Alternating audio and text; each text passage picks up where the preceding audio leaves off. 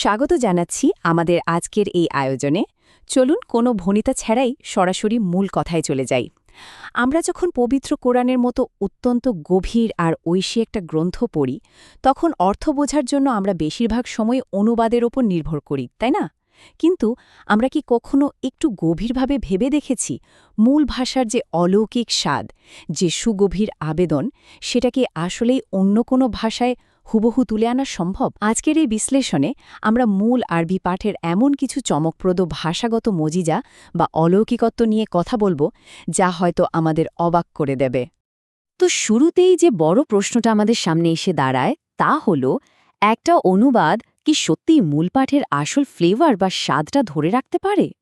আসলে আমরা অনেকেই হয়তো নিজেদের অজান্তেই ধরে নিই যে আচ্ছা, একটা ভালো অনুবাদ পড়লেই তো মূল বইয়ের পুরো অভিজ্ঞতাটা পাওয়া যায়। কিন্তু সত্যি বলতে কি, এটা আসলে এক ধরনের বিভ্রম।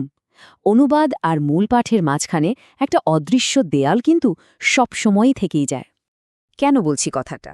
কারণ মূল পাঠের একদম গভীরে লুকিয়ে থাকা যে সূক্ষ্ম অলংকার, যে আবেগের স্তরগুলো থাকে, সেগুলো অন্য কোনো ভাষায় পারফেক্টলি প্রতিলিপি করা বা কপি করা বলতে গেলে অসম্ভব। হ্যাঁ, অনুবাদ পড়ে আমরা হয়তো অর্থের একটা বেসিক বা প্রাথমিক ধারণা পাই, এটা ঠিক।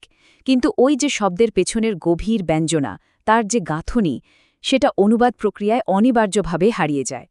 মূল পাঠের সে প্রাণবন্ত সত্তাটা অনুবাদের শুষ্কতায় যেন অনেকটাই ম্লান হয়ে পড়ে। আমাদের প্রথম পর্বের বিষয় আহ্বানের গভীরতা, ইয়া আইয়ুহা এর বিশ্লেষণ। চলুন সূরা হজের একটা আয়াতের অত্যন্ত সূক্ষ্ম একটা ভাষাগত বিশ্লেষণ দেখি। আরবি ইয়া আইয়ুহা শব্দটার মূল গঠনের দিকে যদি আমরা তাকাই, দেখতে পাবো এখানে মূলত ইয়া এবং আইয়ুহা এই দুটো আলাদা সম্বোধন পদ একসাথে ব্যবহার করা হয়েছে। এটা কিন্তু স্রেফ ডাকার জন্য সাধারণ কোনো ডাক নয়। এর মধ্যে মিশে আছে গভীর মমতা, অপরিসীম সম্মান আর দূর নিকট নির্বিশেষে সবার মনোযোগ আকর্ষণের এক অভাবনীয় আহ্বান। মানে মূল পাঠ এখানে সম্মান আর উষ্ণতাকে একদম এক সুতোয় গেঁথে ফেলেছে। এবার একটা চমৎকার বৈপরীত্য খেয়াল করুন। আরবিতে যেখানে মমতা আর শ্রদ্ধার দ্বিস্তরীয় প্রকাশ ঘটেছে, যেটা আক্ষরিক অর্থেই একটা হৃদয়স্পর্শী আহ্বান, সেখানে ইংরেজি বা ল্যাটিন অনুবাদে এই বিশাল অর্থবহ শব্দটাকে প্রকাশ করা হয়েছে স্রেফ একটা শুষ্ক অক্ষর ও ও দিয়ে। ভাবা যায় বিষয়টা কতটা যান্ত্রিক? আরবির সেই কোমলতা, সেই ইমোশন এই একটা মাত্র অক্ষরে পুরোপুরি হারিয়ে গেছে। চলে যাচ্ছি আমাদের দ্বিতীয় পর্বে, একটি সম্পর্কের নাম আন-নাসের প্রকৃত অর্থ। এখানে আমরা এমন একটা শব্দ নিয়ে আলোচনা করব যাকে অনুবাদে সাধারণত স্রেফ মানুষ বলা হয়। কিন্তু একটু লক্ষ্য করুন, এই নাস শব্দটির মূল বা রুট হল উনস, যার অর্থ কি জানেন? এর অর্থ হল মমতা, হৃদ্যতা এবং একাকিত্ব দূর হওয়া। অর্থাৎ মানবজাতিকে এখানে কেবল তাদের জীববৈজ্ঞানিক পরিচয়েই সংজ্ঞায়িত করা হয়নি, বরং তারা যে একে অপরের সাথে মমতায় আবদ্ধ, তাদের এই পারস্পরিক সম্পর্ক আর হৃদ্যতাই যে তাদের আসল পরিচয়, সেটাই তুলে ধরা হয়েছে। সত্যি বলতে এটা অসাধারণ একটা ব্যাপার। অনুবাদ করতে গিয়ে আমরা আসলে ঠিক কতটা হারিয়ে ফেলি, এটা তার খুব বড় একটা উদাহরণ। কোরআনের মূল উদ্দেশ্যই হল নারী পুরুষ নির্বিশেষে সমগ্র মানবজাতিকে এক ছাতার নিচে নিয়ে আসা।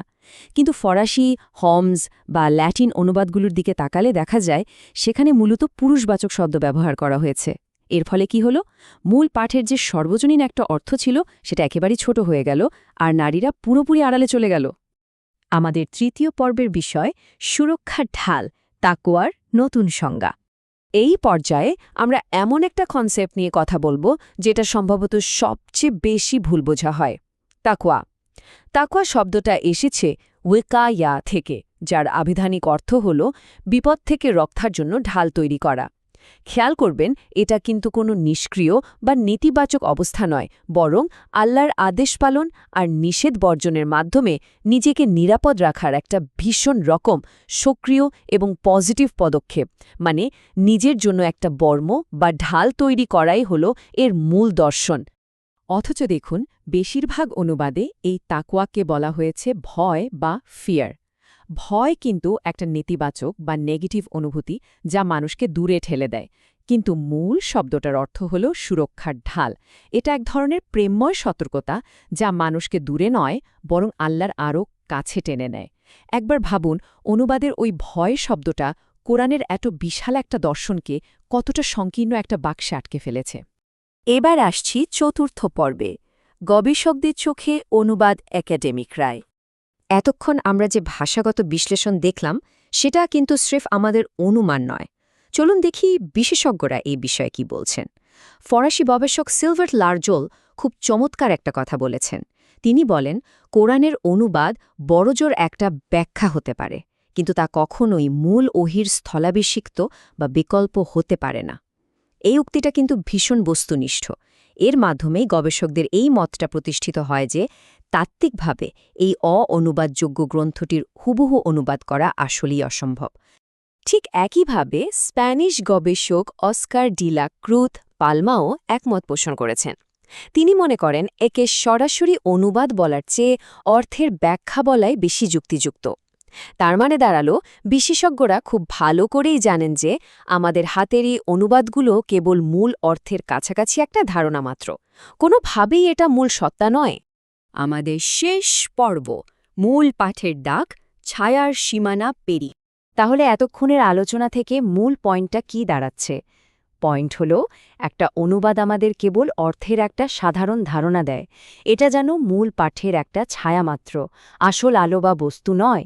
শব্দের অন্তরালে যে জ্যোতি বা আলো লুকিয়ে আছে তা খুঁজে পেতে হলে সেই সুগভীর ভাষাগত আর আত্মিক সৌন্দর্যকে পুরোপুরি উপলব্ধি করতে হলে আমাদের অবশ্যই মূল ভাষার কাছেই ফিরে যেতে হবে।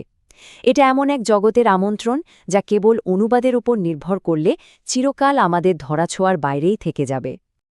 এখন সবচেয়ে বড় প্রশ্নটা হল, আমরা কি আজীবন কেবল এই ছায়া নিয়েই সন্তুষ্ট থাকব, নাকি সেই লুকিয়ে থাকা আসল আলোর সন্ধান করব?